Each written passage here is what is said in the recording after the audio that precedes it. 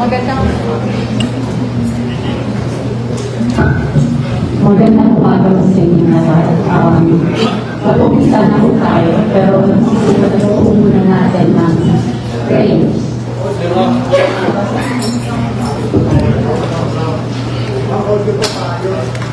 Umpisahan po natin ng prayer.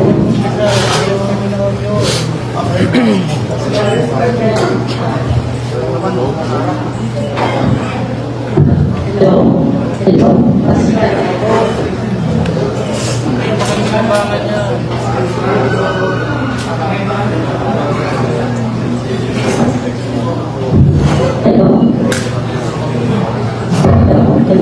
Hello. Kasi talaga, nasanay na guys ng mic.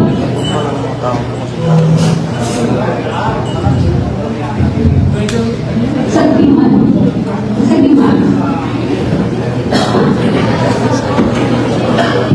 Si nature ko mic.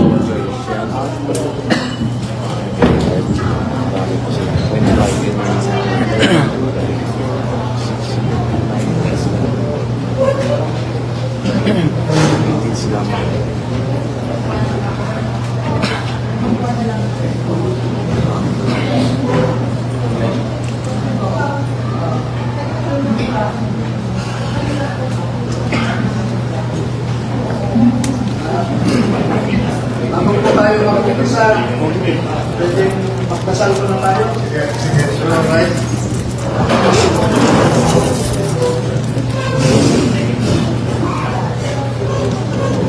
Isang panalangin para sa bayang ng nakawan.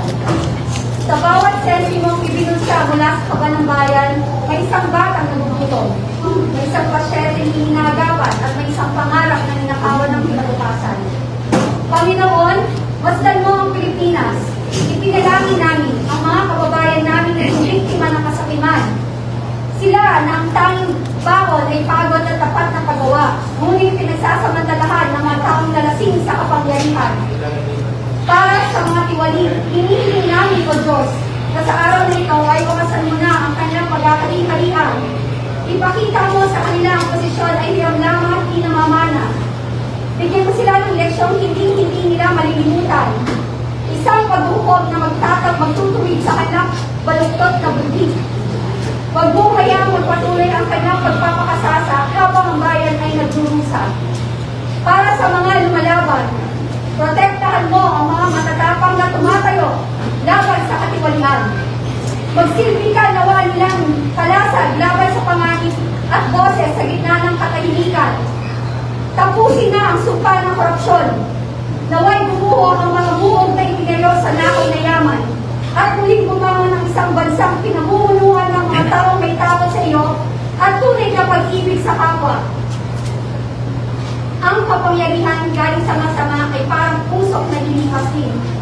Ngunit ang katarungan ng langit ay hindi nagtutulong.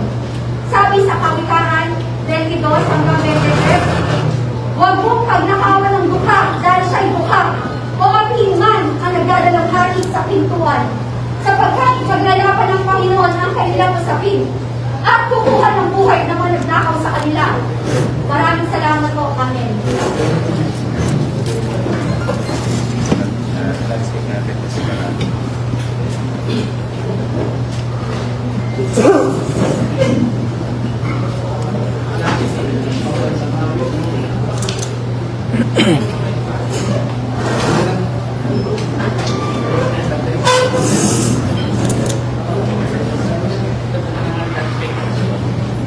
Sige, punta lang tayo.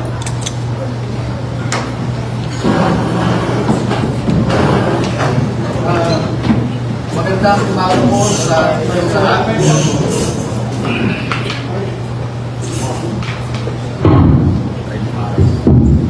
Magandang umaga po sa inyong lahat. Speaker yan. Harap na lang.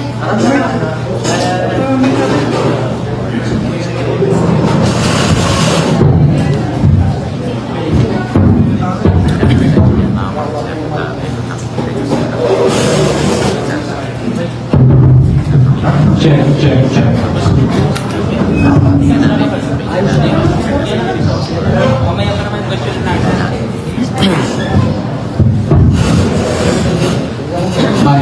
yes.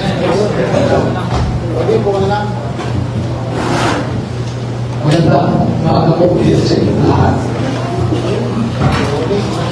Ako po si Atty. David Talikwa. Nakilala niyo ako noon 13 years ago tungkol sa Irak Islam. Yung Napoles, Islam. Kasi po ang nabruta sa bilyon-bilyon na awal mo. And that was 30 years ago. Akala namin ay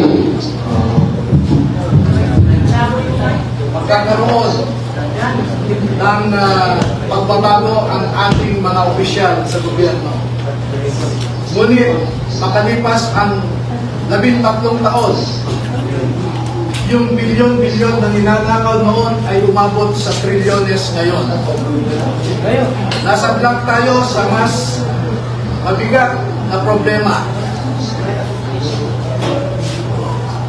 Napanood natin lahat ang mga ipinahayag ni dating Master Sergeant Orly Gutesa sa Senado. At nakita natin kung paano trinato ang isang taong nagnanais lamang na ibahagi sa ating sambayanan ang kanyang nalalaman tungkol sa pagnanakaw sa kaban ng bayan. Nakita rin natin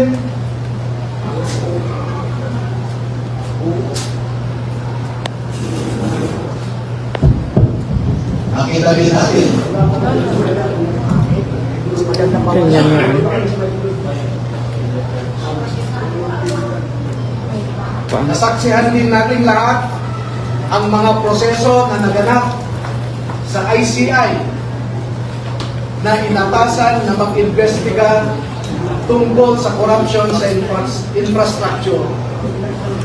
Ngunit alam natin lahat na imbes na mag-investiga ang ICI ay pinagtakpan ang totoong mga salarin sa pagnanakaw.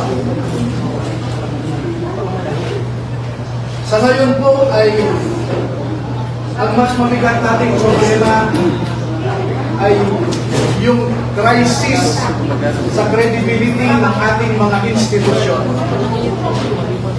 Ang mga institusyon natin ngayon ipinatayo para pangalagahan, arugain ang mga Pilipino ay hindi na natin mapagkakatiwalaan. Makita naman po ninyo, there is a crisis of integrity in the executive. There is a crisis of integrity in the legislature. And if you have listened recently to the proclamations of Ombudsman Crispin Remulla, he alleges also a crisis in our judiciary. Lahat ng institusyon natin ay mabigat ang problema. Pero alam naman po natin na ang mga institusyon na ito are just abstract ideas. Our democracy is just an abstract idea. Our institutions are just abstract ideas. And these institutions operate through the human mind. And if you will, through the human soul and through the human heart. Ang problema natin ngayon ay yung mga nagpapatakbo sa mga institusyon na ito. Wala po tayong ibang maaasahan ngayon na maglalabas ng katotohanan kundi tayong mga mamamayan din. Hindi natin maaasahan ang nasa gobyerno ngayon na ilabas ang buong katotohanan na walang pinagtatakpan. Ngayon po ay lumabas ang mga dating kasamahan ni Master Sergeant Orly Gutesa sa trabaho bilang security consultant o security personnel ni dating Congressman Zaldi S. Poe. Nandito po silang lahat at gusto ko pong ipakilala sa inyo ang mga sundalong ito ay wala na sa serbisyo. Ngunit ang nasabi nila sa akin, ito ang marahil na huling labanan na kanilang papasukin at gusto nilang magpakasundalo. Yes! Yes! Yes!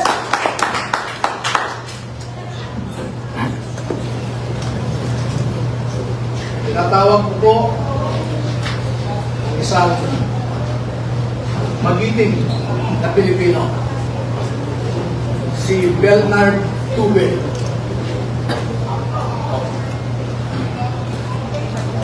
Si Ross, matanda na po. Si Rosbert Waupan. Si Benny Gulontate. Si Johnny Budwan. Si Rodante Orbilio. Rainy Boy Julian. Christopher Esquivel. George Villalon Jr. Romeo Romel Bobares. Gil Navidad Jr. Anselmo Taberto. Walter Manalansan. Jolly Cabiao. Romel Galapon. Cecilio Laroder Jr. Bernard Gudban. Crisani Dado. At Fidel Corpus. Meron po silang kasamahan na 12 pa na hindi makakadalo ngayon dahil sa mga personal na rason. Ang dalawa ay meron silang kasama sa buhay na nagtatrabaho pa sa gobyerno at meron silang pag-aalinlangan na maaaring maapektuhan ang trabaho ng kanilang mga asawa. Yung 10 na hindi pa nakadalo ngayon ay tinatawag po na second batch. At lalabas din po sila sa tamang panahon. Bigyan ko po kayo ng halimbawa ng nilalaman ng kanilang affidavit. At kung yan, okay na yan.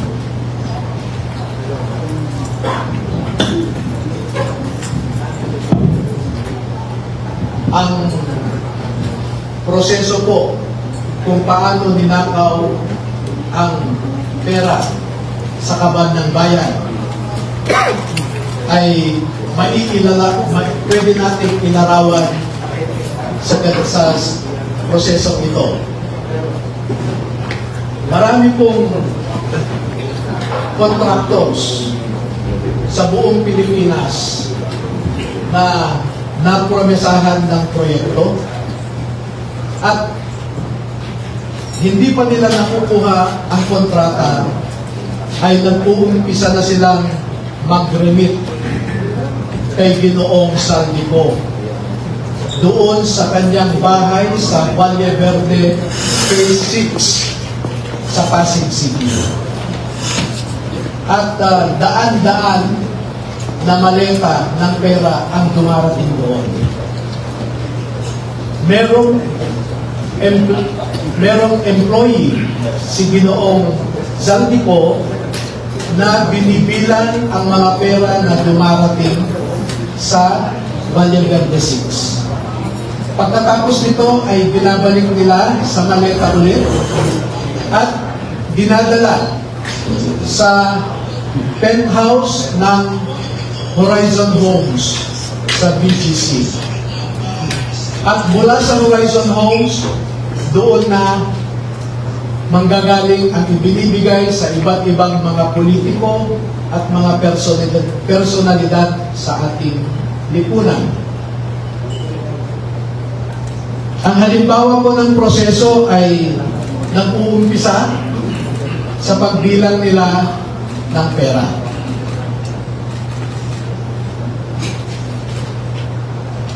Ang susunod po,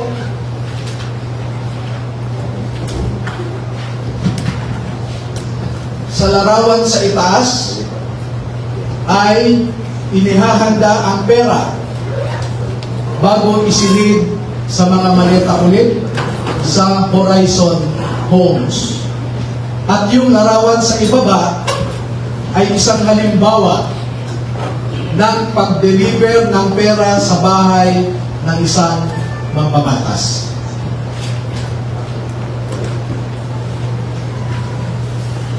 Makikita po ninyo na may nangyari kay Master Sergeant Gutesa. Sa aking tanggap na impormasyon ay napilitan siyang mag-execute ng isang affidavit na kung saan ay sinasabi niya na hindi siya kasali o wala siyang nalalaman sa mga pagde-deliver ng mga mali-malitang pera. Pero makikita po ninyo dito na siya mismo ay kasama sa pagde-deliver ng pera. Kaya naaawa po ako ngayon sa sitwasyon ni Master Sergeant Gutesa dahil ginawa siyang sinungaling.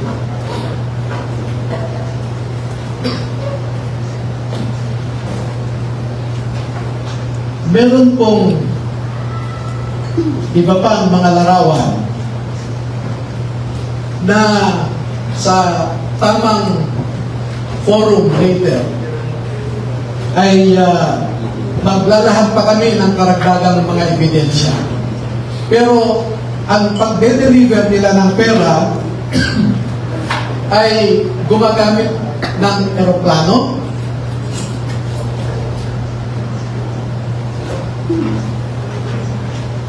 gumagamit din sila ng helicopter,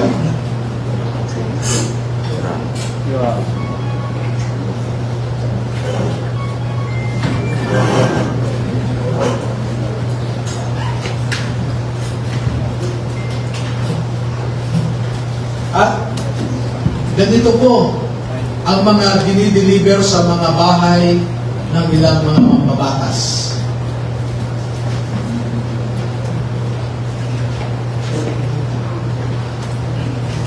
Makikita ninyo sa itaas na larawan ang hilera ng mga maleta na ang laman ay pera. At parte lamang ito ng isang delivery na sa panahon na ito ay 52 na maleta ito. Sa isang delivery, umabot ng 52 na bagahe.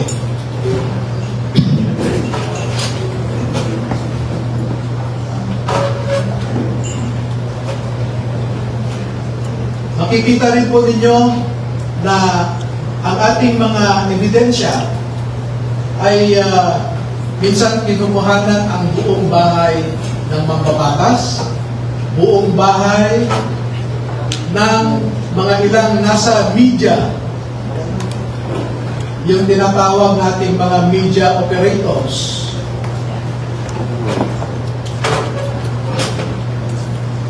At ganyan mo sila mag-deliver. No?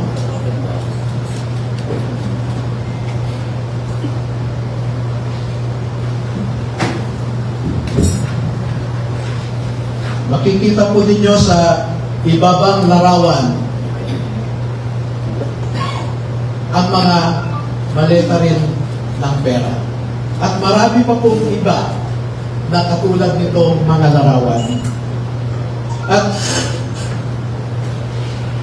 dito sa taas na larawan ay ipinapakita lamang na yung isang malaking maleta ay hindi kayang o halos hirap na buhatin ng 3 katao.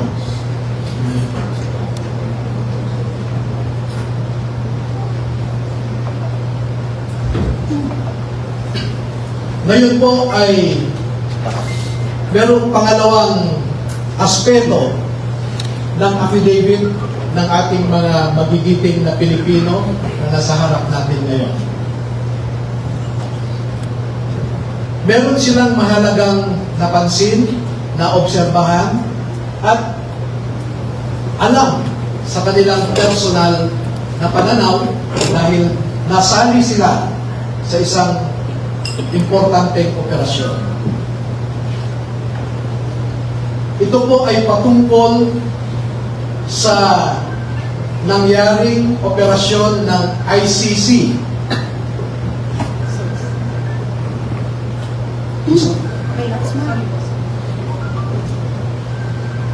nasangkot po o nasali ang mga sundalo natin sa ginawang operasyon ng ICC investigators sa Pilipinas. Unang dumating ang mga ICC investigators sa Pilipinas noong December 2028.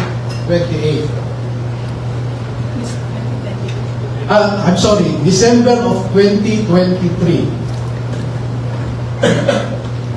At bago mag-December 2023, ay inutusan sila na magpapalit ng peso to dollars. 2 maleta na ang bawat maleta ay may nilalaman na 56 million pesos. Kaya nakapagpalit sila ng equivalent to $2 million. At ang sabi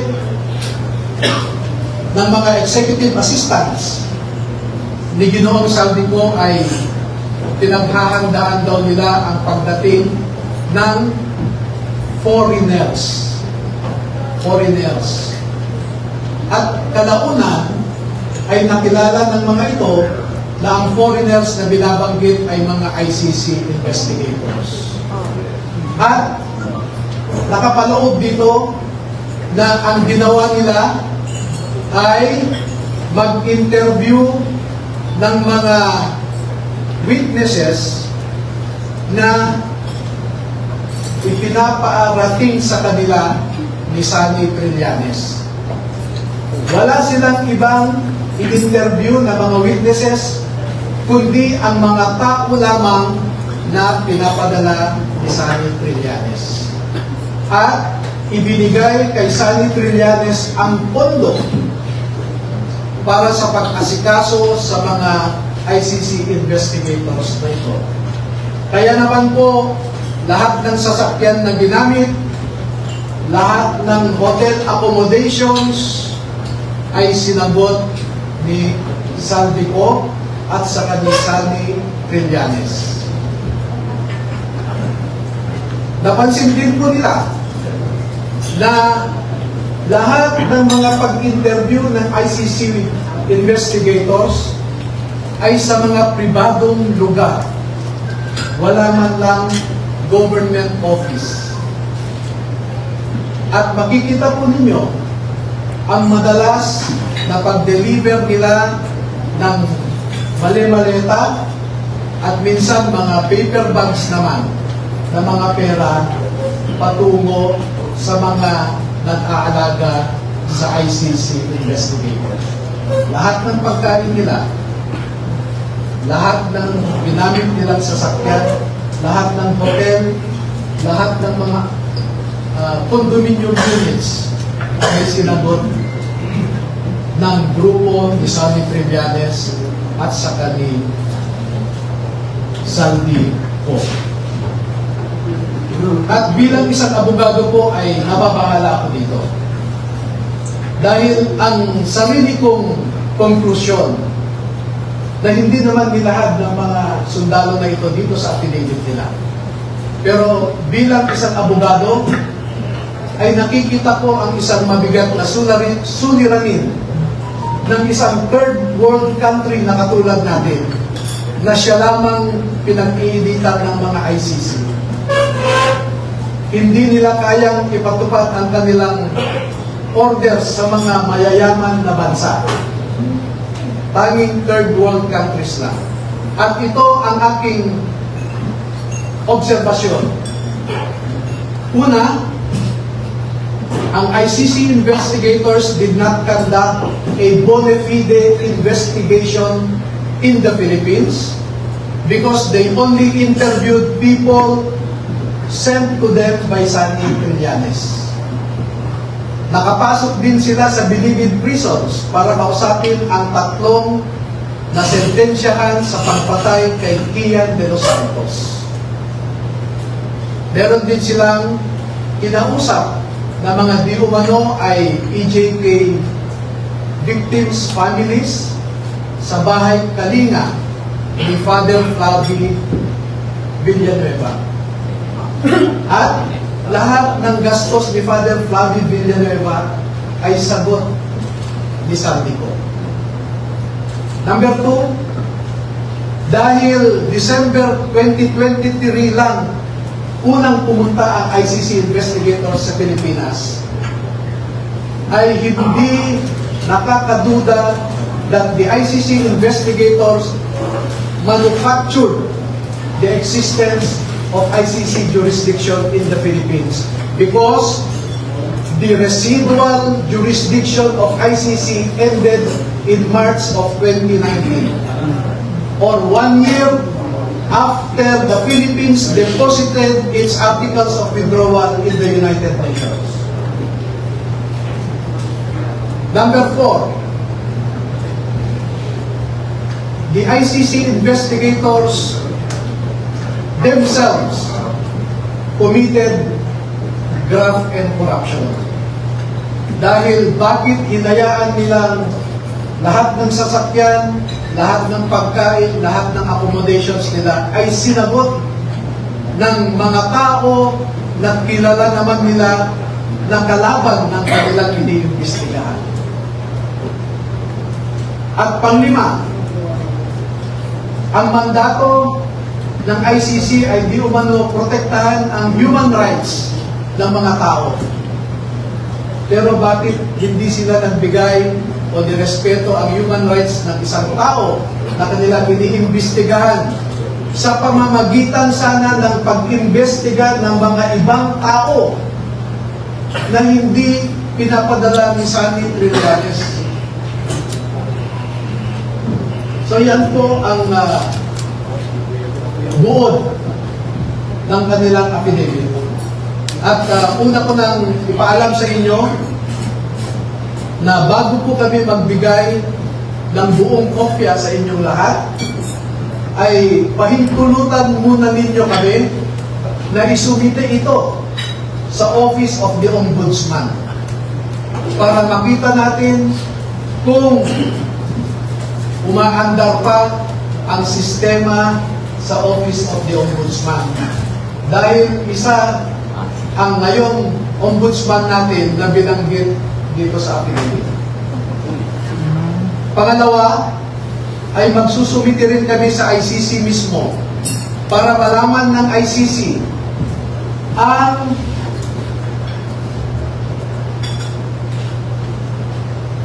so that ICC will know how the ICC investigators conducted themselves in the Philippines. At panghuli ay magbibigay kami ng kopya sa lahat ng embahada ng mga bansa na kasapi sa ICC para malaman nila kung paano gumalaw ang ICC.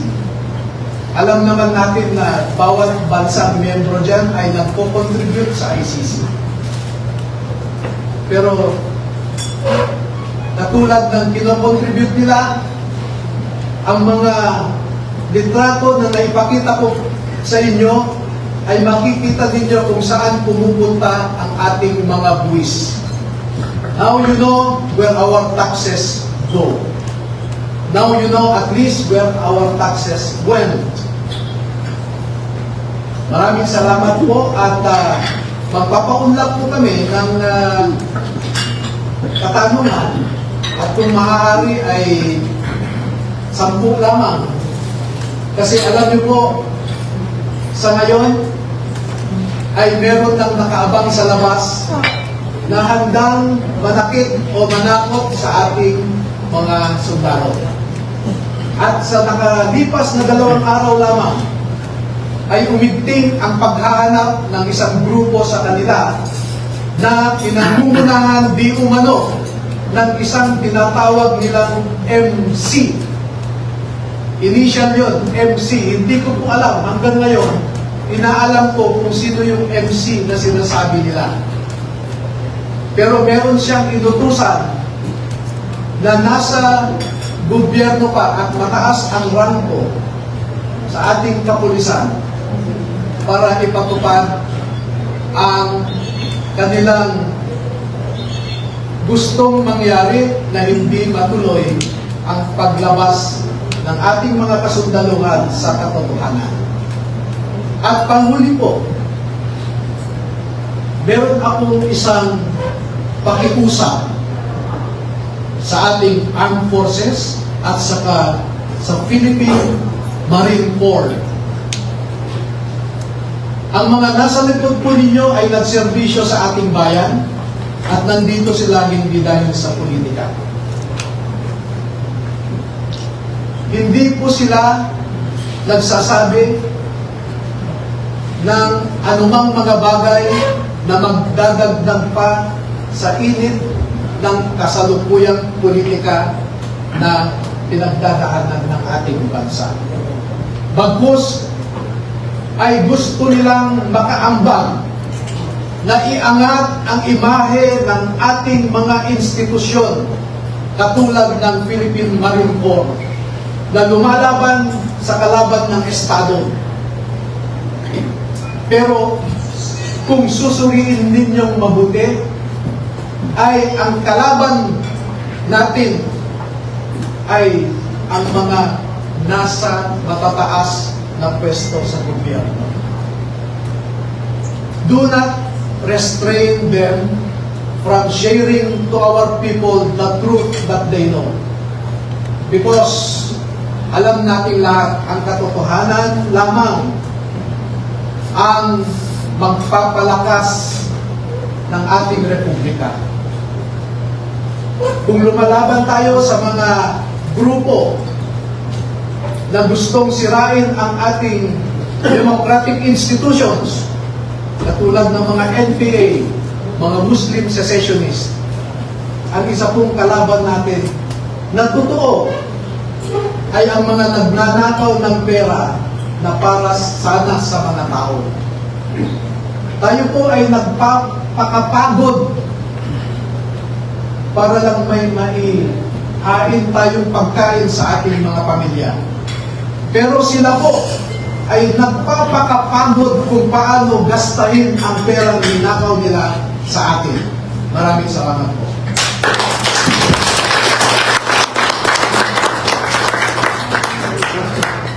Dito po.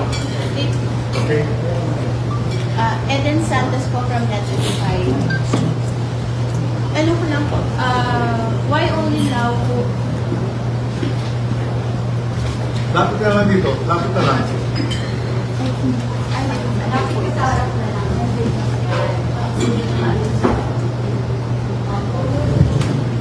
Bakit po ngayon lang po lumabas o lumutang ang mas magalo at hinayaan ka sa pagkaka-aresto, kaya dahil sa kanyo at lumawak pa or hindi halos matapos na po yung investigation sa flood control scandal.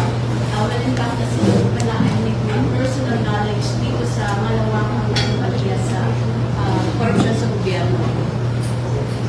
Alam niyo po ay matinding pananakot at paglilinlang ang dinaanan ng mga empleyado ni Zaldi Co mula nung umalis siya sa Pilipinas. At katunayan, yung MC na binabanggit ko kanina ay tinakot ang mataas na opisyal ng mga ito. Kaya sila po ay medyo naguluhan din. Dahil pare-pareho kaming ordinaryong mamamayan lamang.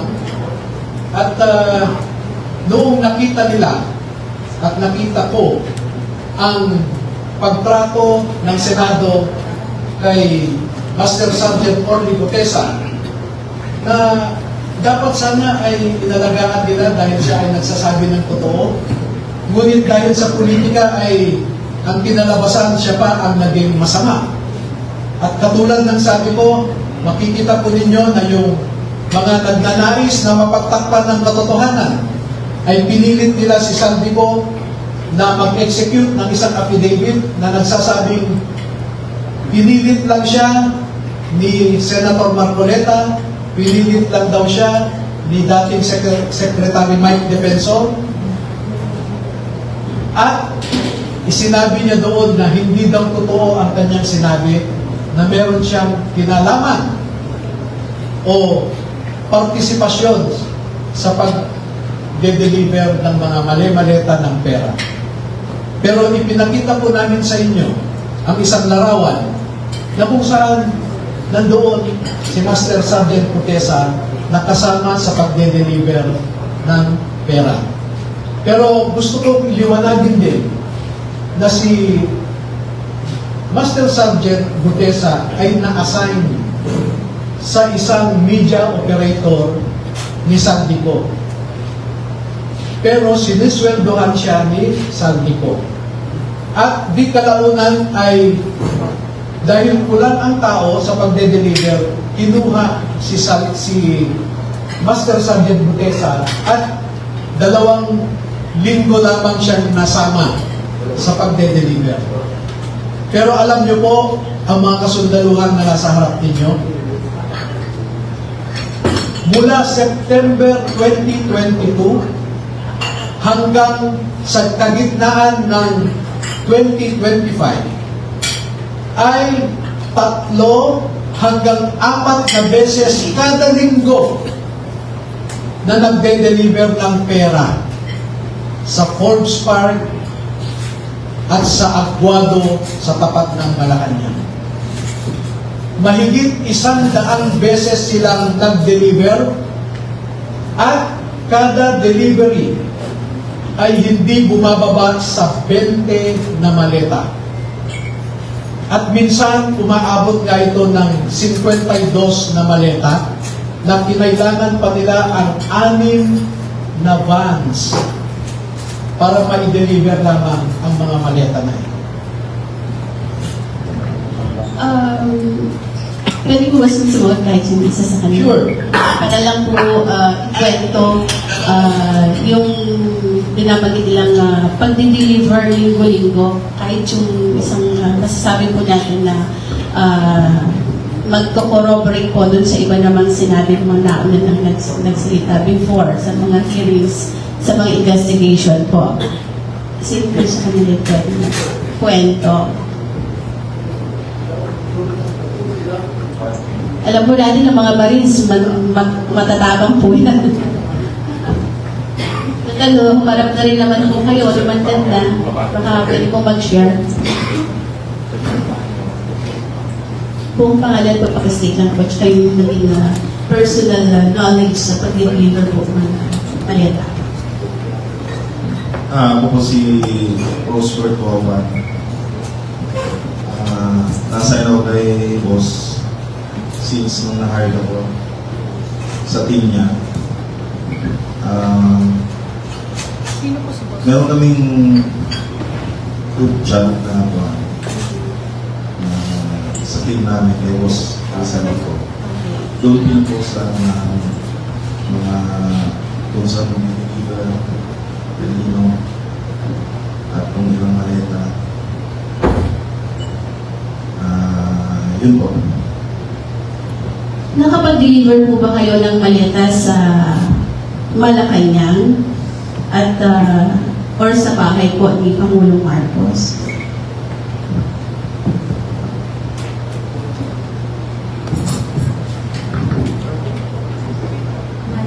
Opo.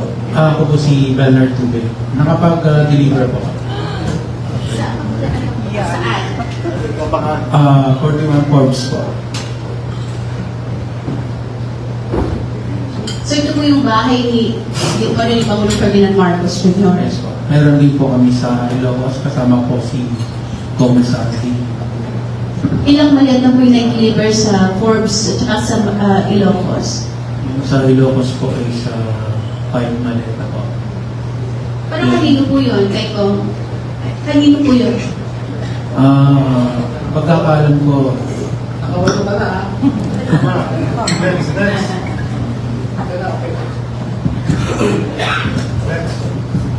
Para maklaro lang, no? Nag-deliver sila sa Ilocos Norte, sa bahay mismo. At sa Paway, sa bahay ni BBM. Oh my God. Ha? Oo. At saka may mga katibayan naman. Next question. Next question po, si Pang po ng Third First Major YouTube, sir. Attorney, sino po ang nasa taas ni Zaldico para ho yung lakas ng loob niya pagbaba ng mga utos na yan, sundin mo ng ating matatapang na mening uniform na ito?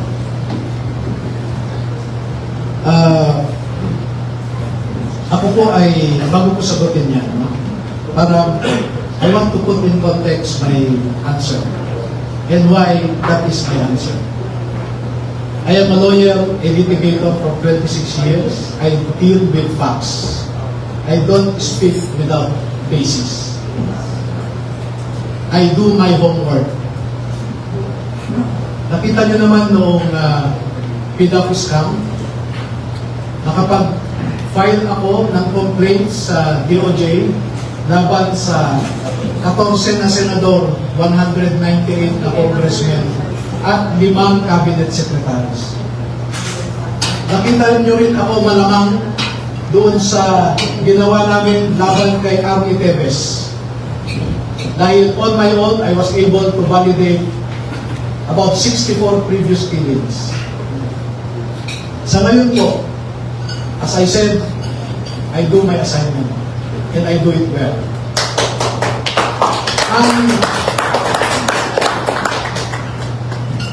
Ang ugat at pinuno ng pagnanakaw sa ating bayan ay walang iba kundi si President Marcos. At hindi gagalaw si Speaker Romualdez o si Zaldico na walang pahintulot kay PBBM. Dahil bakit siya tumanggap ng mali-malitang pera? Hindi ba siya nagtanong saan galing ito o para saan ito? I hold him responsible because being the chief executive, being the head of the executive branch, he is the chief implementer of laws. Siya ang walang ibang mag-implement ng mga batas kundi siya, executive. Pero bakit niya hinayaan ang mga ito? Narinig ninyo marahil ang sinasabi lagi ni Congressman Toby Tiangco na di umano ay kinumpronta ni PBBM si Speaker Martin at sinabi niya, ano ba Martin, Salvi, ilang bahay ba ang gusto nyo bilhin? Ilang steak ba ang gusto nyo kainin? Alam ni PBBM ang pagnanakaw. At alam ko ninyo, bata pa lang sila. Takot si Martin Romualdez kay BBM. Pati nga si Jack Enrile, nabalitaan ko, takot kay BBM. Nung bata pa sila. Sa tingin nyo ba, kikilos si sino man dyan na hindi alam o hindi inutos ni BBM? Pero marami pa po kami ilalabas na mga datos na gaya ng sabi ko kanina, hayaan nyo muna kaming lahat ng mga ito at nung iba pa namin mga ebidensya sa ombudsman. No? Because as a lawyer, I want to hold on to that flicker of hope that certain institutions are still functioning. Sorry, ma'am, sorry, sundatin ko lang ng isang follow-up. Attorney, ano pong guarantee na meron tayo na uusad po yung ating pagtungo sa ombudsman? Dahil alam naman po natin, hindi yan uusad. Sana po sa amin ng mga Pilipino ninyo, nakaharap nyo ngayon, ninyo ilahad ang mga dokumento. Alam ko po yung concern natin na ganyan. Pero pagbigyan nyo lamang kami na kumapit sa naiiwan pa nating pag-asa na gumagalaw ang ating institusyon. Pero alam ko po, walang mangyayari dito. But I do not want to prejudge how Ombudsman Remulla will act on it. I still hope that he will remain true to his oath of office. Pero kung hindi natin makaptan ang hustisya sa remaining 2 years and 3 months of the Marcos administration, at least na-file natin sa Ombudsman, bubuhayin natin yan sa susunod na administrasyon. Kung papayag din yung susunod na administrasyon sa atin. Pero magbibigay po kami sa inyo, huwag kayong mag-alala. Uunahin lang namin ang Office of the Ombudsman at ibang opisina. We will send you a soft copy. No? We'll just get your numbers and we'll send you soft copies. Attorney Lasino, maraming salamat po sa mga Marines na nandito po ngayon sa inyong pag-indik para sa ating bansa. Lastly po, nasan po si Sergeant Godesa at kumusta po siya? Hindi po namin alam. Marami po kaming nasasagap na balita na pinapunta siya sa ibang bansa. Sir, maraming salamat sa opportunity sa mga kasundaluhan na nandito na nakikinig ako. Hindi ka tulad ng Duterte. Pero unawaan namin si Sir Duterte. Ang katanungan ko po, straight to the Marines po, kung nandito na kayo, lumabas na kayo, sumusuporta na po kayo sa nangyayari dun sa bansa. Nagpapasalamat po ako, masaludo po ako sa inyo lahat. Ang katanungan ko po ay ganito. Ito po ba involved lamang ang Pangulo o pati ang asawa niya? Kayo po ba may knowledge na pati asawa niya pumasok sa ganitong transaction? Ako na lang sasagot. Sige, sir. Alam niyo po ay iniiwasan namin na isampot ang mga pribadong individual. No? And I consider the First Lady as still a person outside of government. Okay? So technically, she is not a public official. The same treatment is accorded to some media practitioners who receive several maletas. At ang sabi ko nga, hindi naman siya public official, bahala siya sa buhay niya. Ang focus lang po namin ay public officials. Bakit? Dahil sila ang pinagkatiwalaan natin na pangalagahan ang mga Pilipino. Pero inihahambing ko sila sa isang pinagkatiwalaan na kasambahay. Pasensya na po sa mga kasambahay. Paghahambing lamang ito. Pero nangyayari naman ito sa totoong buhay na pinagkatiwalaan mo yung kasambahay pero pinagnakawan ka niya. Ito, mas masahol pa sila. Sir, susulan ko lang po. Pagkalan ko lang po ang katanungan ko. Ano ba yung instance ang paglabas mo ngayon para sa skandalo na nangyari sa bansa? Matindi po kasi ang nakalap nating impormasyon. Pati sa COMELEC, nadedeliveran ng mali-malitang pera. Paano pa tayo aasa na o maniniwala na ang mga nakaupo ngayon sa pwesto ay tunay na halal ng taong bayan? Yung anomalya po sa COMELEC as early as the elections of 2016, I participated in the gathering of evidence to prove the Smartmatic anomaly. And you can ask now Senator Soto, President, Senate President Tito Soto, about the information that I gave him to prove na maanomalya ang ating election. Meron po kaming ebidensya na ibinigay sa Senado na isipin po ninyo bukas ang halalan, pero may mga vote counting machines na kahapon ay nagtatransmit na. At ang prueba namin po dyan ay yung machine log na ang paliwanag ng OMELEC noong 2018 investigation ay baka po yan ang final testing and sealing noong kinagabihan ng election. Hindi po pwede yun. At ang may mga nakaupo sa Senado ngayon na sila ang nagharang sa investigasyon na yan. At hanggang ngayon, niloloko pa rin tayo ng COMELEC. Seryoso? Hindi. Seryoso?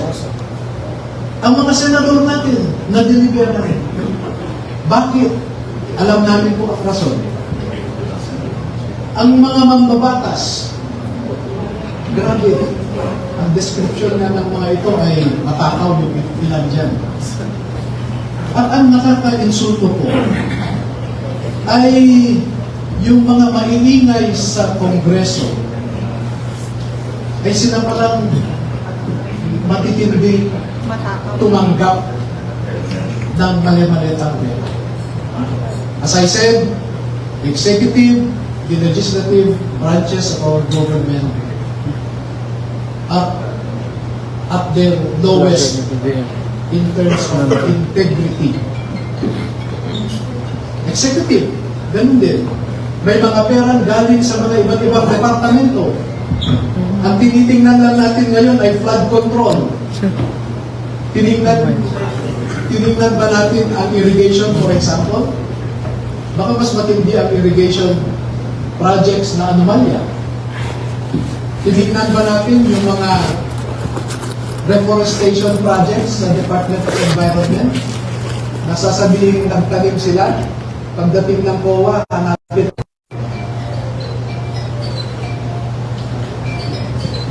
Sir Charmaine, ako po from Abante. Balikan ko lang po yung sinabi nagpapadala ng maleta kay PBBM. Do we have timeline kung kailan po nagsimula yun and kung hanggang kailan or natapos po ba ito? Umpisa hanggang very recent. Anong year po ito? 2022. 2022. Hanggang ngayon po? Hanggang pa na, nung nabulgar na itong flood control anomaly, siyempre restart na. 2024 at anong year? Around 2025. Early 2025. Pasigit na yun. Attorney, good morning po from Alternative Media, Rose. Sabi niyo po, attorney, may kasamahan pa po sila na hindi na second batch. Kailan po sila possible na lumantad, attorney? Yung second batch kasi ay may mga iba silang nalalaman. No? Ngunit, ang sabi ko sa kanila ay kung pwedeng hindi muna kayo lumabas ngayon dahil tingnan natin kung sapat na ang sinasabi ng unang batch para maipakita natin ang katunayan kung sino at magkano kung sino ang mga nagnanakaw at kung magkano ang kanilang ninanakaw.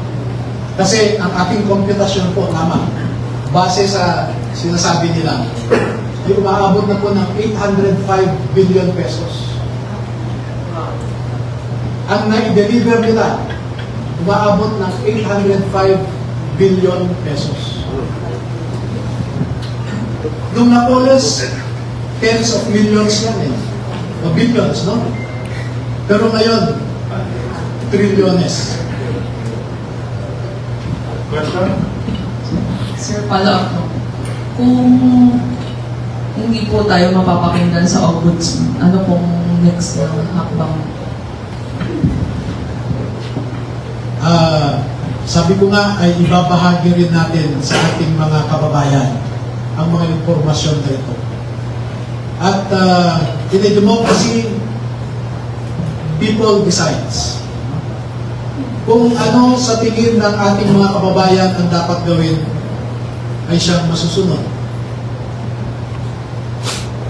At umaasa kami, umaasa ako, umaasa tayong lahat na sa tamang panahon ang mga kababayan natin, tayong lahat ng mga Pilipino, ay gumawa ng tamang hakbang para maiangat ang ating bansa sa kumunoy na kung saan tayo nakalagmak ngayon. Next question.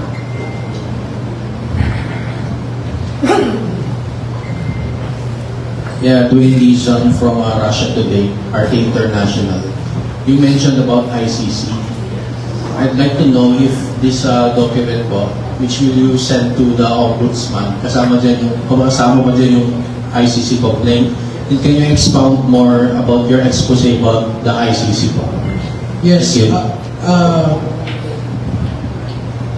We will prove that the conduct of the ICC investigators in the Philippines is unprecedented because they were dined and wined by people who are publicly known to be opponents of the people hosting them. Second, to prove that what the United States Department said, that ICC is a very corrupt institution, is being proven by these personal narratives included in their affidavit. Maraming mga bagay-bagay pa na sa ngayon ay hindi namin maibahagi muna sa publiko. Pero sa tamang panahon, tamang forum, ay magbibigay pa kami ng karagdagang ebidensya na hihigit pa dito. Ito, we want to tease. This is a teaser for our government agencies. This is a teaser for ICC to look deeper into our allegations, and we are prepared to provide the answers for their questions. Question? Good morning. Almar Forzuelo sa SMNA po, sir. Nabanggit mo kanina na hindi uusad yung reklamo ninyo dito sa Ombudsman na umaasa kayo na sa next administration na bibigyan ng pansin yung mga reklamo. Ang sinabi ng Vice President Sara Duterte na kung sakasakaling I have to cut you. Wala akong sinabi na wala tayong pag-asa sa Ombudsman na yun. What I said was, umahawak ako sa manipis na pag-asa na gagawin ng Ombudsman ang kanyang trabaho. At kung hindi naman, ay umaasa tayo na kung sino man ang susunod na administrasyon, ay tingnan itong mga aligasyon na ito. bilang TVP Sara na sakasakaling manalo yung kanyang katandem, ang magiging mandato ng kanyang Vice President ay hahabulin yung mga mastermind sa pagnanakaw nga sa kabalbayan. Ano masasabi mo dito?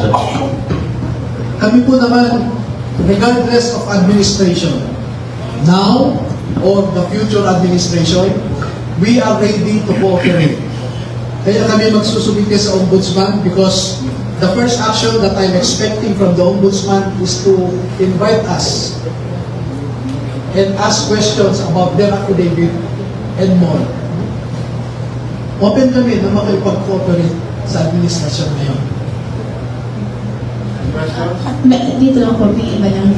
Attorney, alam ko yung here po, Attorney Ellen Santos from Metro Defendant. Alam mo yung main objective ninyo sa paglantad ng ating mga sundalo at paghahayag lang kanila nalalaman dito sa maalong-maliyang flood control mess at iba pang korupsyon. Hanggang saan po kayo hahantong gaano po yung tapang na ninyong lahat, alam naman natin yung mga critics ng gobyerno ay pinatatahimik po, ano? Ilang congressman yung nasampahan ng kaso sa ethics, nasuspinde. May congressman na pinapalabas ng bansa dahil sa pagsasalita ng katotohanan. Kayo po, hanggang saan yung tapang at tibay ng ating mga sundalo para labanan ang korupsyon at mailabas po yung katotohanan? Now, as before, our intention is clear. Use of impunity among our officials na tinatrato nilang personal account nila ang kaban ng bayan. Gusto natin basagin yung impunity na yan. Isipin mo, hindi sila takot. No? Isipin mo yung mag-release ka ng pera para nakawin lang. That's why, in their affidavit, we want also former DBM Secretary Amina Pangandaman to account for her neglect and for accepting something in return for his oversight, for her oversight. Nandito si Secretary Pangandaman. Attorney, balikan ko lang po, pasensya na, balikan ko lang po, no? Review lang natin. Ang nasa taas po ay si Bongbong Marcos. Ang nasa ilalim po niya ay isang Martin Romualdez at isang Zaldico. Sino po ang pinaka-leader or super admin na tinatawag? Yung chat Marines dito para magbaba ng utos na ang maletang ito ay papunta sa Paway, ang maletang ito ay papunta sa Aguado and all. Sino po? Yung chat group na sinasabi kanina, ay minsan kasi dalawa lang ang kasama sa pag-deliver. At sasabihin, deliver kami ng ganito sa ganyan. No? So, yung ibang miyembro ng chat group, wala silang personal knowledge. Dahil dalawa o tatlo lang ang nakasama. Katulad ni Master Sergeant Tube, for example, siya at saka si Saldico lang ang nag-deliver. No? So, sineshare niya sa chat group nila. So, yun yung context ng chat group. Yung leaders, yung administrator ng chat group, kasama dyan, yung meron kasing 5 na trusted executive assistants ni Saldico. At kung nagde-deliver sila, o di kaya nag-pick up ng pera, ay kasama sila. At ang mga ito ang inuutusan lang na magbuhat, mag-akyat, etc. Katulad halimbawa, merong isang government official, taga Beaufort, siya ang nag-deliver ng pera kay Saldico. Halimbawa, isang congressman na contractor, siya ang nag-deliver kay Saldico. So sila, inaabangan yung delivery, then, ina-account yung pera sa Valle Verde, dinadala sa Horizon. Yung sa Beaufort naman, parang 8 maleta ba yun? 8 maleta ang dineliver kay Saldico. Hindi ko alam kung saan nanggaling yung binigay ng taga Beaufort na yan. Sir, sorry. So all those times po na bit or binubuhan or binubulong ninyo yung mga maletang yan, alam po ba nila na pera na po talaga ang laman?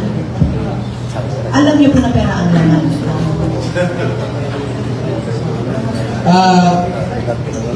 Ito po, no? Halimbawa nito. Ayan o. Bibili nga. Makikita niyo yung portion na ito, clean-up ko lang. Tuhod yan ng isa sa kanila. Tuhod niya. Natuhanan nung nag-picture, no? So, alam nila na pera. Question. Naga sa lahat, maraming salamat po sa inyo. Advance salute sa mga ex-military natin na lumabas ngayon para panindigan ang kanilang mga nalalaman. Ang tanong ko lamang po, just in case po ba na sila ipatawag sa isang Senate hearing or what, sila po ba ay nakahanda na tumalo dito? Dahil doon lamang po natin may papakita ang tunay na essence ng paninindigan. Yung makita na sa media at makita ng mga buong sambayanang Pilipino ang inyong tapang at paninindigan. Salut po sa inyo lahat. Kayo po ba ay nakahanda na umarap sa Senate hearing? Yun. Maraming salamat sa inyo. Kasama namin kayo sa laban. Para sa mga mamamayan, lalo natin ang Pilipinas. Can we have Sir, attorney, last question po. Last three. Sa Ronda Balita Nacional, Manuel Siscoto po, nasa inyong harapan. Sir, ang katanungan po kasi ng marami, parang kung aantayin pa natin ang another administration para magsampa sa mga gumagawa ngayon ng katiwalian, kung hindi po uusad sa ombudsman, sir, pwede po ba natin idaan sa Supreme Court, kailan sila ng mga criminal liabilities po. If ever po, hindi po gumalaw ang ombudsman at kasama din po siya sampahan, maano sir ano sa inyo, marinig. Kung may ganun kayong plano. Nasabi ko kanina, handa kaming makikooperate sa gobyerno. Alin ahensya ng gobyerno? DOJ, Ombudsman, Senate, Blue Ribbon, or House Committee on Good Government, ready po kami. Pero ang problema, una, duda ako sa House. Kasi yung mga committee chairman dyan, karamihan ay nakaroon. No? Alam niyo po ba na every Quadcom hearing ay may dinedeliver sa Kongreso na pera? At makikita rin nila na yung deliver nilang pera paglabas ng mga mambabatas sa likod sa may flagpole, doon lumalabas, nagpapasundo ang mga mambabatas. Bit-bit na nila yung mga dala ng mga ito na paper bags. Ang isang paper bag, 5 to 10 million. At napakaraming beses ang hearings. Marami pa kong iba. Kaya sabi ko, handa naman kami makikooperate. Sanang i-request sa gobyerno, huwag naman nilang ipitin ang mga ito. Huwag nilang gawin yung harassment katulad ng ginawa nila kay Sergeant Rodesa. Dahil hindi kami papayag na tatrapulin nila kami ng ganon. Alam ko, maraming nagpapagamit na nasa security forces. Maraming nagpapagamit. Pero isipin nila yung esprit de corps. Kung galing sila sa PMA, tandaan nila yung honor, integrity, courage. Kung sa Philippine Marines nila, tandaan nila yung kabayanihan, karangalan, at katungkulan. Sa mga pulis, tandaan nila yung motto nila, to serve and protect. Sa Armed Forces of the Philippines, tandaan nila, ang constitutional obligation nila is to protect and serve the state and the people. Hindi naman sinabi ng Constitution in 4 instances. Ang sabi, the Armed Forces of the Philippines is the protector of the people and the state. Hindi niya sinabi ito na government or the administration. Maliwanag doon. Ang state kasi is comprised of 4 elements. No? People, government, territory, sovereignty. Bakit sa 4 na beses, 4 na paulit-ulit, ang sinabi doon, the armed forces is the protector of the people and the state? Bakit hindi niya sinabing government and the state? Or sovereignty and the state? Hindi. Attorney, pahabol lang po. Nag-deliver din po ba sila ng, sir dito po, nag-deliver din po ba sila ng mali-malitang pera para sa impeachment?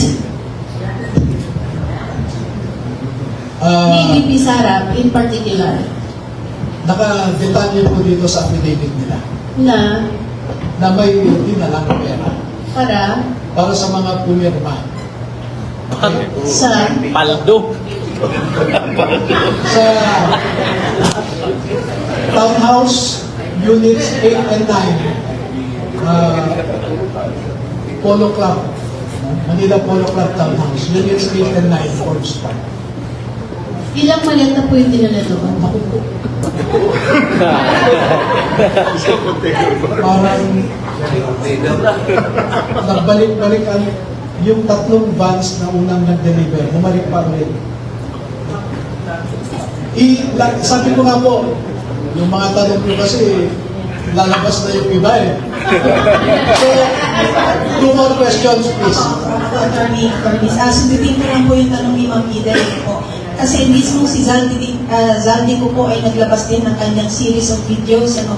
At meron ditong screenshot doon na merong release ng mga pera ng March 11, 2024, sorry. 5, nung kinuha si PRRD. Yun po bang release ng perang yun?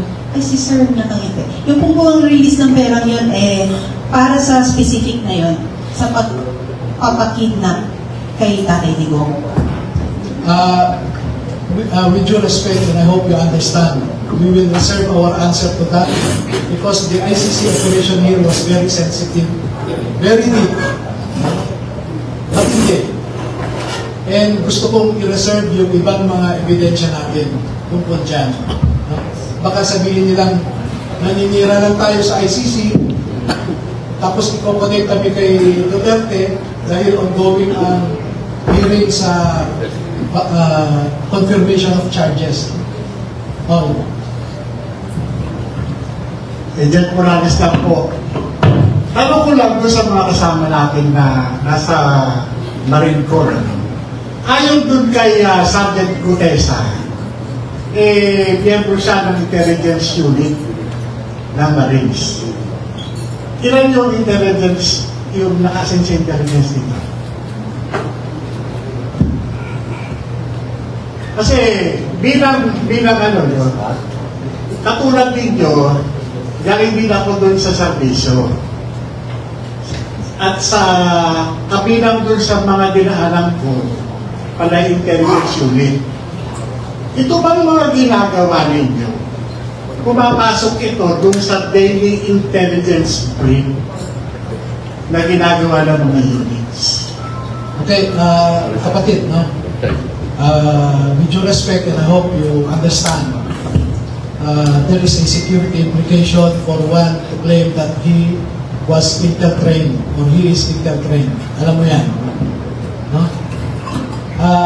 We will not confirm or deny whether any or all of them underwent intelligence training. Huwag na lang. Attorney, pinakalas po, pwede po ba magsalita isa sa kanila kung ano yung nararamdaman na since alam nila na yung pera dinideliver nila galing sa papunta ng corruption, ano po pakiramdam nila habang ginagawa yung mali ayon sa kanila? Pwede po magsalita isa sa kanila po para maunawaan po kung ano yung essence na lumabas sila ngayon at bakit ngayon na.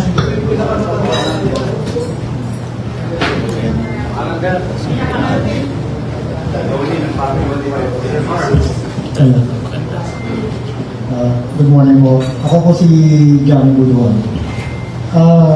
Ganito pa kasi ang nangyayari sa yung mga since nung kami ay nakasayin kay Boss Sandy and family,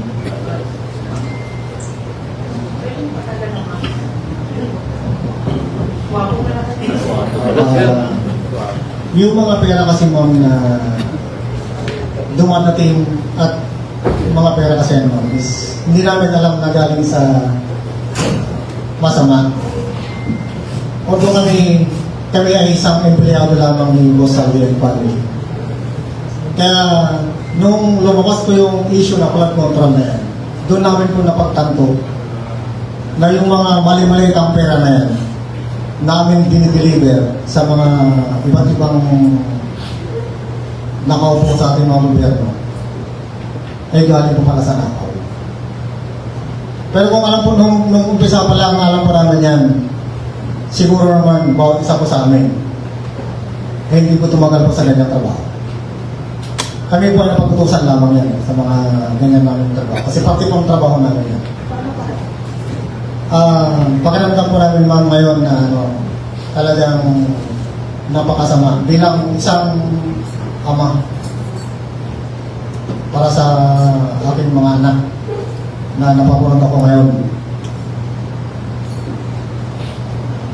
Talagang napakatindi na po ang korupsyon dito sa atin sa ating bansa.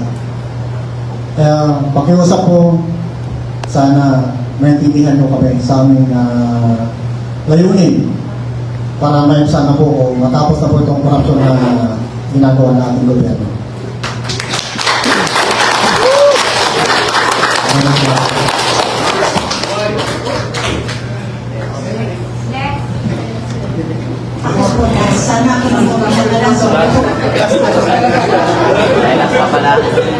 Sana ako sabihin po sa kanila or ilan sa kanila ang makasagot din po sana. Ano po ang malaking pagkakaiba ng administrasyon ni PRRD sa administrasyon ngayon ni Bongbong Marcos na kayo rin po ay nakapag-meet?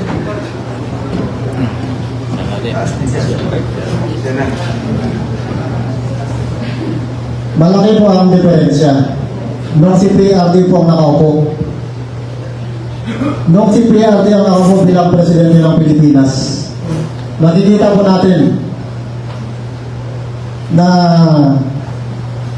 yung mga anak natin ay pwede silang dumaan sa kalsada kahit ginagabi sila.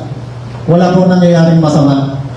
Pero ngayon, napakatindi. Ultimo bata, nire-rape ng mga animal, ng mga punyeta, mga rapist na yan. Mga adik. Lumantang ka lang ng mga adik. Wala nang upo si PBBM. Yun ako. May malita po ba ang sa administration na gagawin?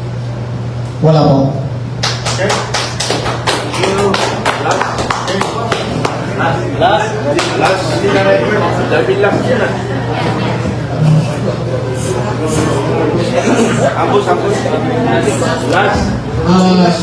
Pang-brief statement na lamang po. Maraming salamat po sa inyo sa pagdalo sa ating imbitasyon.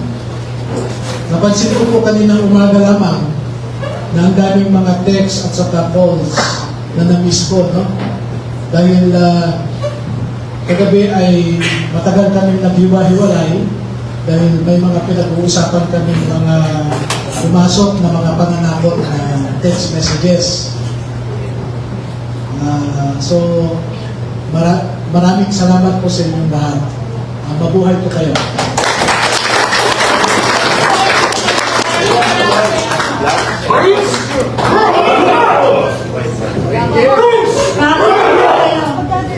Papatayin natin ang ating mga manis. Pero kakanta po muna sila ng bayan ko. Yun po ang request ng mga kasamahan ko.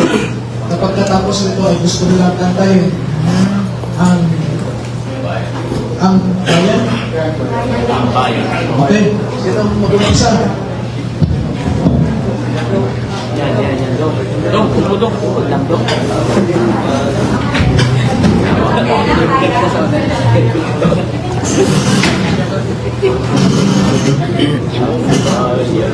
May nakaharang ka. Ganyan ko. Kapag naka...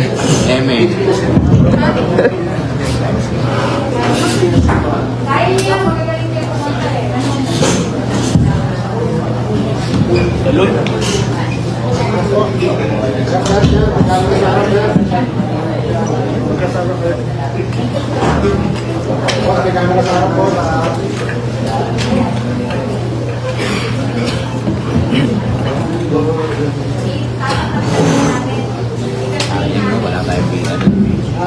Habang naghahanda ng bigyan namin po kayo ng copy. Link analysis kung saan pumunta ang mga pera. No? Pwede picturean si Attorney? Ibigay namin po yung soft copy sa inyo. Okay.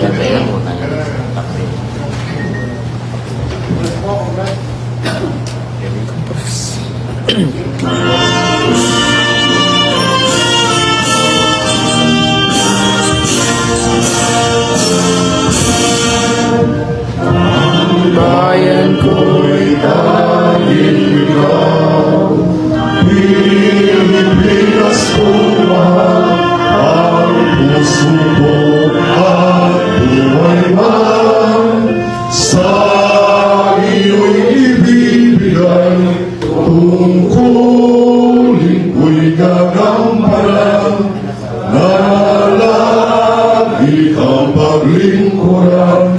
Ang laya mo'y babantayan, Pilipinas kong iyan.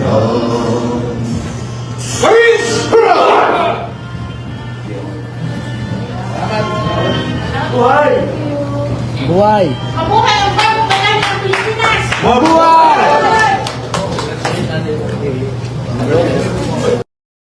Bakit magka-live ka ba sa FB.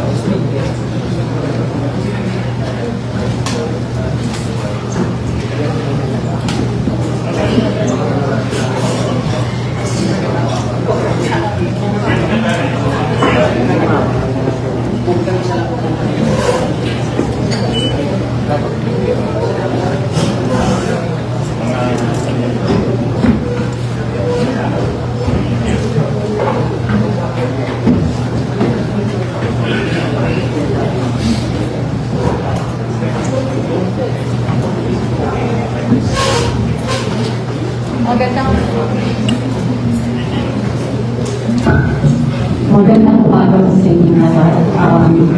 Mag-umpisa na po tayo, pero sisimulan po muna natin ng prayers.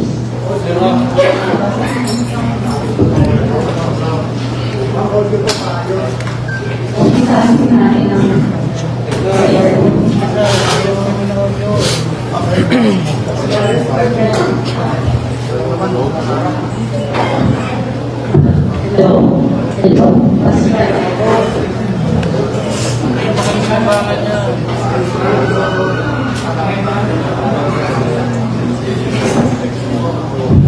Hello. Hello. Hello. Kasi talaga, nasa na yung nag-aayos ng mic.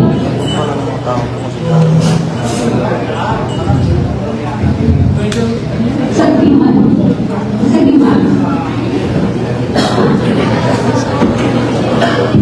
Signature po mic.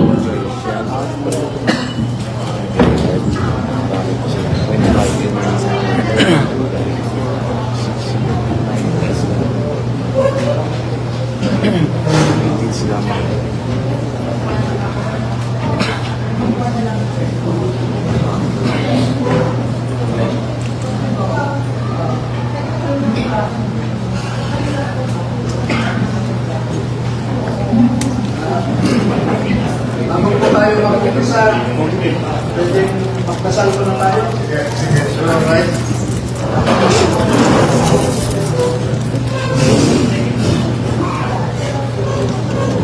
Isang panalangin para sa bayang ng nakawan. Sa bawat sentimong ibinunsa mula sa kaba ng bayan, may isang batang nagugutom, may isang pasyenteng hinagapan at may isang pangarap na ninakawan ng kinabukasan. Panginoon, masdan mo ang Pilipinas. Ipinalangin namin ang mga kababayan namin na biktima ng kasakiman. Sila na ang tanging bawal ay pagod at tapat na paggawa, ngunit pinagsasamantalahan ng mga taong lalasing sa kapangyarihan. Para sa mga tiwali, hinihiling namin o Diyos na sa araw na ito ay wawasan mo na ang kanilang pagkakali-halian. Ipakita mo sa kanila ang posisyon ay hiram lamang at di namamana. Bigyan mo sila ng leksyong hindi nila malilimutan. Isang paghukob na magtutuwid sa kanilang baluktot na buddhi. Huwag mong hayaang magpatuloy ang kanyang pagpapakasasa habang ang bayan ay nagdurusa. Para sa mga lumalaban, protektahan mo ang mga matatapang na tumatayo laban sa katiwalian. Magsilbi ka nawa nilang palasad laban sa panganib at boses sa gitna ng katahimikan. Tapusin na ang sumpa ng korupsyon. Naway bumuo ang mga buong na itinaryo sa nakaw na yaman at muling bumangon ng isang bansang pinamumunuan ng mga taong may takot sa iyo at tunay na pag-ibig sa kapwa. Ang kapangyarihan galing sa masama ay parang pusok na lilipas din. Ngunit ang katarungan ng langit ay hindi nagtutulong. Sabi sa Kawikaan 22-23, huwag mong pagnakawan ng dukha dahil siya'y dukha o atinman ang nagdadalang hari sa pintuan. Sapagkat maglalaban ng Panginoon ang kanilang usapin at kukuha ng buhay ng mga nagnakaw sa kanila. Maraming salamat po. Amen.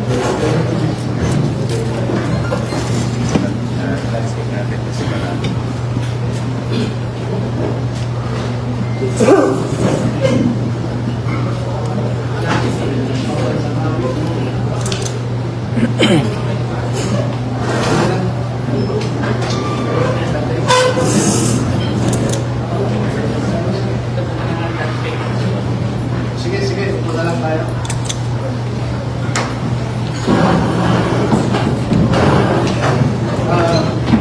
Magandang umaga po sa inyong lahat.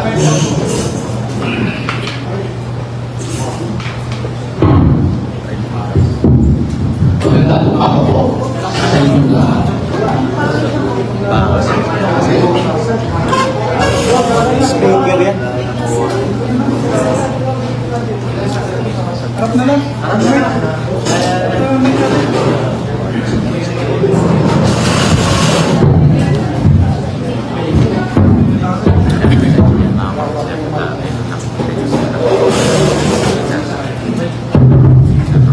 Check.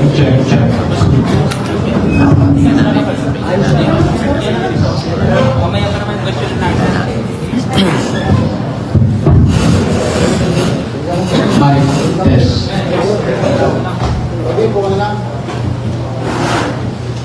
Magandang umaga po din sa inyong lahat. Ako po si Atty. Levi Calico. Nakilala niyo ako noon 13 years ago tungkol sa Bilat Islam. Yung Katoles, Islam. Kasi po ang nabruta sa bilyon na awal ko. And that was 30 years ago. Nakakala namin ay magkakaroon ng pagbabago ang ating mga opisyal sa gobyerno.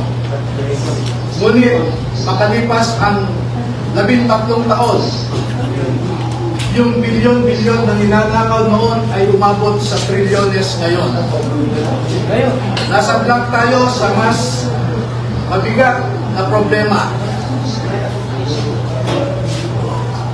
Napanood natin lahat ang mga ipinahayag ni dating Master Sergeant Ortigonesa sa Senado.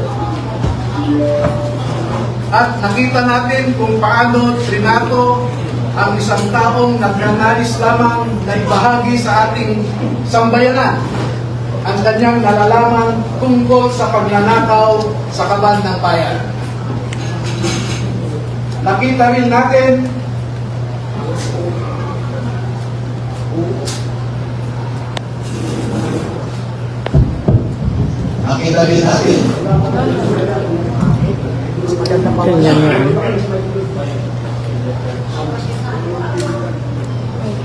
nasaksihan din natin lahat ang mga proseso na naganap sa ICI na inatasan na mag-investiga tungkol sa corruption sa infrastructure. Ngunit alam natin lahat na imbes na mag-investiga ang ICI, ay pinagtakpan ang totoong mga salarin sa pagnanakaw.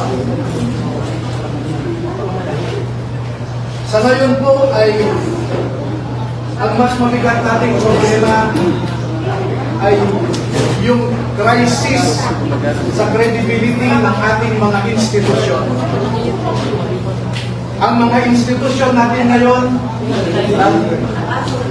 ipinatayo para pangalagahan, arugain ang mga Pilipino ay hindi na natin mapagkakatiwalaan. Makita naman po ninyo, there is a crisis of integrity in the executive. There is a crisis of integrity in the legislature. And if you have listened recently to the proclamations of Ombudsman Crispin Remulla, he alleges also a crisis in our judiciary. Lahat ng institusyon natin ay mabigat ang problema. Pero alam naman po natin na ang mga institusyon na ito are just abstract ideas. Our democracy is just an abstract idea. Our institutions are just abstract ideas. And these institutions operate through the human mind. And if you will, through the human soul and through the human heart. Ang problema natin ngayon ay yung mga nagpapatakbo sa mga institusyon na ito. Wala po tayong ibang maaasahan ngayon na maglalabas ng katotohanan kundi tayong mga mamamayan din. Hindi natin maaasahan ang nasa gobyerno ngayon na ilabas ang buong katotohanan na walang pinagtatakpan. Ngayon po ay lumabas ang mga dating kasamahan ni Master Sergeant Orly Gutesa sa trabaho bilang security consultant o security personnel ni dating Congressman Zaldi Esco. Nandito po silang lahat at gusto ko pong ipakilala sa inyo. Ang mga sundalong ito ay wala na sa serbisyo. Ngunit ang nasabi nila sa akin, ito ang marahil na huling labanan na kanilang papasukin at gusto nilang magpakasundalo. Yes! Yes! Yes!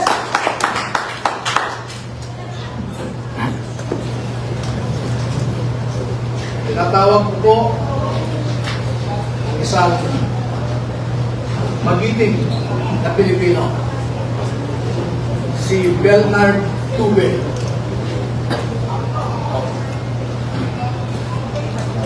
Si Ross, matanda po. Si Rosbert Waupan. Si Benny Gulontate. Si Johnny Budwan. Si Rodante Orbilio. Rainy Boy Julian. Christopher Esquivel. George Villalon Jr. Romeo Romel Bobares. Gil Navidad Jr.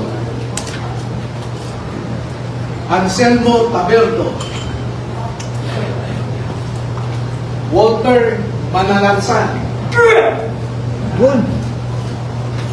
Jolly Cabiao. Romel Galapon. Cecilio Laroder Jr. Bernard Gugban. Crisani Dado. at Fidel Corpus Quo. Meron po silang kasamahan na 12 pa na hindi makakadalo ngayon dahil sa mga personal na rason. Ang dalawa ay meron silang kasama sa buhay na nagtatrabaho pa sa gobyerno at meron silang pag-aalinlangan na maaaring maapektuhan ang trabaho ng kanilang mga asawa. Yung 10 na hindi pa nakadalo ngayon ay tinatawag po na second batch at lalabas din po sila sa tamang panahon. Bigyan ko po kayo ng halimbawa ng nilalaman ng kanilang affidavit at kung Yan, okay na yun.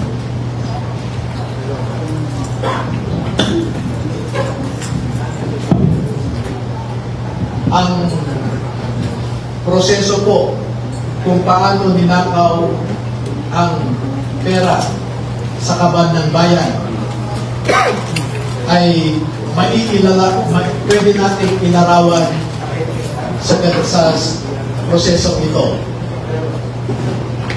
Marami pong contractors sa buong Pilipinas na napromesahan ng proyekto at hindi pa nila nakukuha ang kontrata ay nag-uumpisa na silang mag-remit kay Ginoong Saldico doon sa kanyang bahay sa Valle Verde Phase 6 sa Pasig City.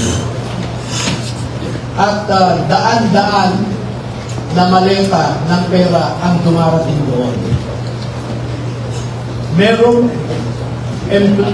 Merong employee si Ginoong Saldico na binibilan ang mga pera na dumarating sa Valle Verde 6. Pagkatapos nito ay binabalik nila sa maleta ulit at dinadala sa penthouse ng Horizon Homes sa BGC. At mula sa Horizon Homes, doon na manggagaling ang ibinibigay sa iba't ibang mga politiko at mga personalidad sa ating lipunan. Ang halimbawa po ng proseso ay nag-uumpisa sa pagbilang nila ng pera.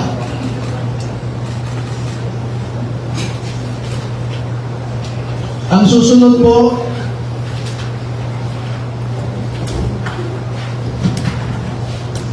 sa larawan sa itaas ay inihahanda ang pera bago isilid sa mga maleta ulit sa Horizon Homes. At yung larawan sa ibaba ay isang halimbawa ng pag-deliver ng pera sa bahay ng isang mambabatas.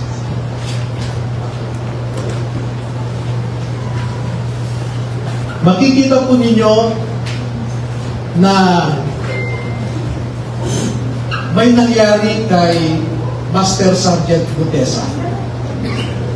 Sa aking tanggap na impormasyon ay napilitan siyang mag-execute ng isang affidavit na kung saan ay sinasabi niya na hindi siya kasali o wala siyang nalalaman sa mga pagde-deliver ng mga mali-malitang pera.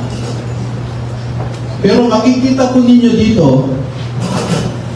na siya mismo ay kasama sa pagde-deliver ng pera. Kaya naaawa po ako ngayon sa sitwasyon ni Master Sergeant Gutesa dahil ginawa siyang sinungaling.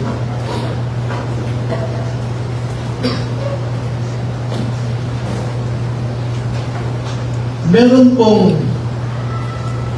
iba pang mga larawan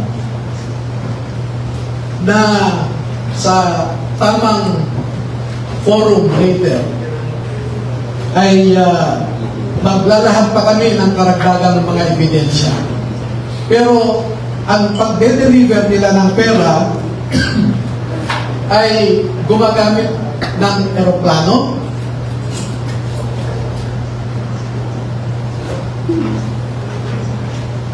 gumagamit din sila ng helicopter,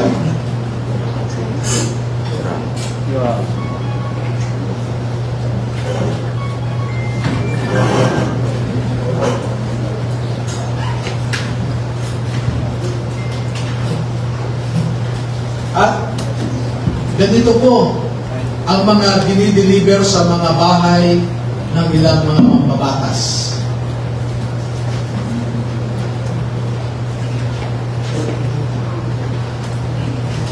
Makikita ninyo sa itaas na larawan ang hilera ng mga maleta na ang laman ay pera.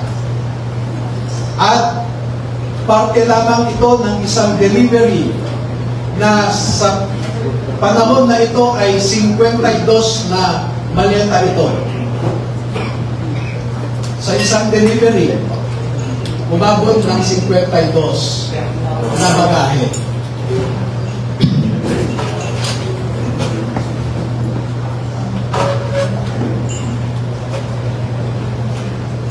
Makikita rin po ninyo na ang ating mga ebidensya ay minsan kinukuhanan ang buong bahay ng mambabatas, buong bahay ng mga ilang nasa media, yung tinatawag nating mga media operators.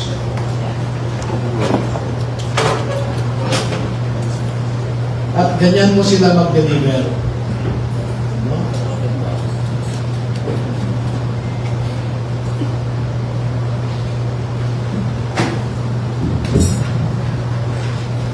Makikita po ninyo sa ibabang larawan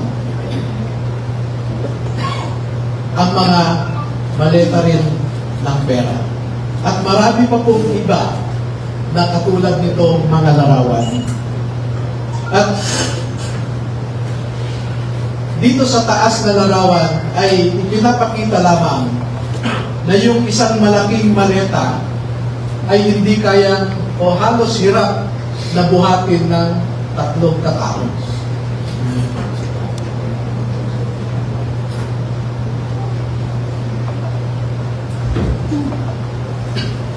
Ngayon po ay merong pangalawang aspeto ng affidavit ng ating mga magigiting na Pilipino na nasa harap natin ngayon. Meron silang mahalagang napansin, na obserbahan, at alam sa kanilang personal na pananaw dahil nasa